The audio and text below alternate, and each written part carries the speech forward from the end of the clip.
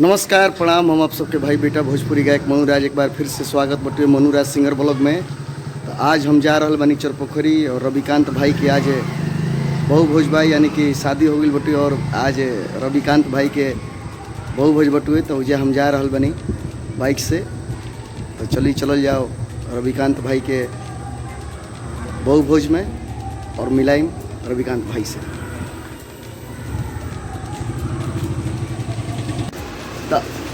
तो आ गए बनी हम सिंगार स्टोर में। क्या सिंगार स्टोर के नाम भैया जगदेव नगर में? आदित्य सिंगार। तो गली नंबर 4। तो रविकांत भाई खातिर एगो खूब बढ़िया गिफ्ट पैक करा रहल बनी। तो आप सब देख सकतनी। और गिफ्ट लेला के बाद बस गाड़ी निकालम और बाद गड़हनी होते हुए 0 माइल से गड़हनी के बाद चरपोखरी जाइम जा। तो सारा लोकेशन हम बता दें, दिखा दें। तो बहुत बढ़िया भैया के दुकान भी बटुए और हर चीज़ मिलेला। सिंगार स्टोर में हर चीज़ मौजूद बा। और क्या नाम पड़े भैया? नारायण जी नाम पड़े। नारायण जी। और नारायण भैया की ये दुकान बहुत बढ़िया बटुए और जगदेव नगर के सिंगार स्टोर में अदिति सबसे नंबर 1 पे की दुकान चल रहा। और व्यवहार के तो राजा आदमी बनी। पैसा ना हो रहा तो 10-15 दिन के बाद हम तो दिक्कत नहीं। तो चले भैया गिफ्ट पैक करल बनी और बहुत जल्दी गिफ्ट पैक हो जाए तो ओकर बाद हमने के चल। तो चलिए भी हम गाड़ी निकाल चुकल बनी और गाड़ी पे अब चलल जाए यहाँ से चरपोखरी। तो गाड़ी सब कुछ पास दिले बनी पूरा बढ़िया से। और मित्र के बात तो जाए जरूरी बटुए, बहुत जरूरी बा। जैसे कि भाई हमारे खातिर बहुत कुछ कैले बड़े। तो चलिए अब चलल जाओ चरपोखरी।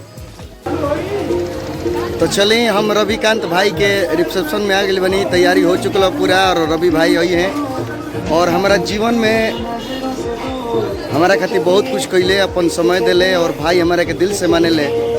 और चरपोखरी के निवासी भी बने और हमारे संगे खेलल कूदल पढ़ल लिखल सब कुछ बने। तो आई हम उस शख्स से मिलाओ तनी जो हमारा एल्बम में बहुत सारा एल्बम में काम भी कैले बनी और हमारा के हर जगह अपन कीमती समय निकाल के अपन जीवन के कीमती समय दे के हमरा के सपोर्ट करेला और आज भी करेला। आप पहले भी बनी विकास जी हमार भाई बनी और मनुराज सिंगर ब्लॉग में हमारा जीवन के सबसे अहम आदमी हमार भाई विकास जी, विकास भोजपुरिया के रुआ नाम से जानत हो कब।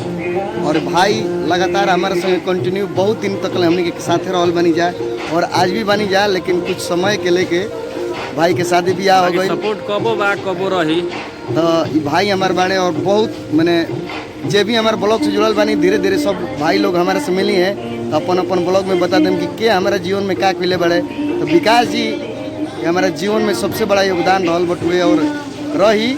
जब तक ले जियम तब तक ले भाई की याद करम, भले भाई हमारे के भुला जाए। ना भुलाए के बात नहीं है भाई। कबो रही है पहले शुरुए से बा अभी बा मैं कबो रही जी। जितना सपोर्ट हर एक चीज से जी हर एक चीज से सपोर्ट रही। तो विकास जी हमारे खातिर आजीवन समर्पण मारे और हमारे खातिर बहुत कुछ कैले बड़े। मैंने व्याख्या नहीं कर सकत नहीं अपना शब्द से। कैसे कि भाई हमारे खातिर अतना कह दिले बने कि रुआ कर जब हमारा देह पर जब रील वाला कैसे चलत रहे वही घड़ी से रील वाला से सीडी से MP3 डाउनलोडिंग से लेके अब हर चीज़। तो भाई के शादी भी आ गई बा, एगो छोट बच्ची भी बाड़ी और भाई बहुत खुश बड़े और बहुत खुश बनी हम कि आज भाई हमारे मिलल बड़े। और भाई के ही घर चरपोखरी बाटे और रविकांत के बड़ भाई जिसन बाड़े ही। तो आज आइल बनी जा हमनी के रविकांत भाई के रिसेप्शन में। तो भाई हमारा आवत रहे तो रवि भाई से भी हम मिलाई। हालांकि आइल बनी तो रवि भाई तो गोल बड़े तैयार हो गए काफ़ी टाइम मिलाई। भाई तैयार हो गए हैं। तो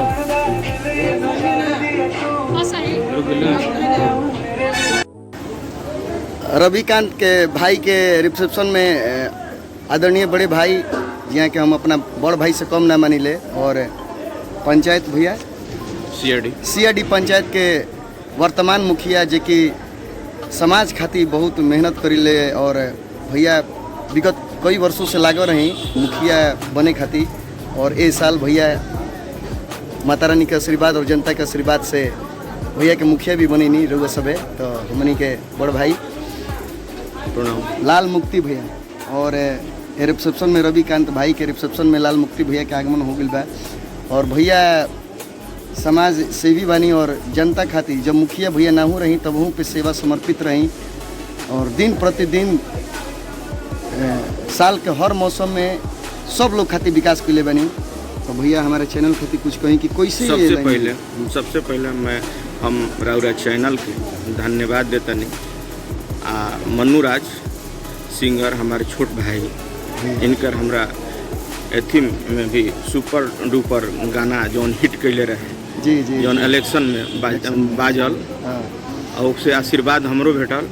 दूसर का ए रिसेप्शन पार्टी में रवि जी के पार्टी में हमने के अपन मित्र ज़्यादा भतीजा कम के आइल बनी। हम दोनों जोड़ा के शुभ आशीर्वाद देतनी, जीवन शैली अच्छा से गुजरो। और यहाँ के बनी सीआईडी पंचायत से वर्तमान मुखिया आदरणीय बड़े भैया लाल मुक्ति भैया, और जो कि समाज खातिर हरदम समर्पित रही। और आशा न पूर्ण विश्वास बा कि सीआईडी पंचायत के रुआ देख रेख में बहुत विकास हुई। और हम एगो काल वीडियो देखनी है फेसबुक पे डालल रहे कि रुआ समाज में पंचायत में शायद गेहूँ लग गए रहे खेत उत में जी। तो हम देखनी कि रुआ झाड़ी उठा के पूरा एकदम बुतावे के कोशिश करल बनी। उसी घड़ी आलन पालन में जो भी बेटाइल जो खबर मिलल रुआ दौड़ते हुए बनी, बहुत अच्छा लागल। तो ये कैसे भैया सेवा समर्पित मैंने एकदम तुरंते मिलेला चल सेवा समर्पित के ही भावना से जी। आज मैं इस पंचायत का मुखिया। चलिए बहुत बड़ा पिछले विगत कई वर्षों से मेहनत करने के बाद जनता के द्वारा इस तरह का हमें आशीर्वाद मिला है। फर्स्ट टाइम मैं सीआईडी पंचायत की जनता को आभार व्यक्त करता हूँ, कोटि कोटि नमन करता हूँ। और मेरा पहला ही निशाना है कि अंतिम पायदान पर खड़े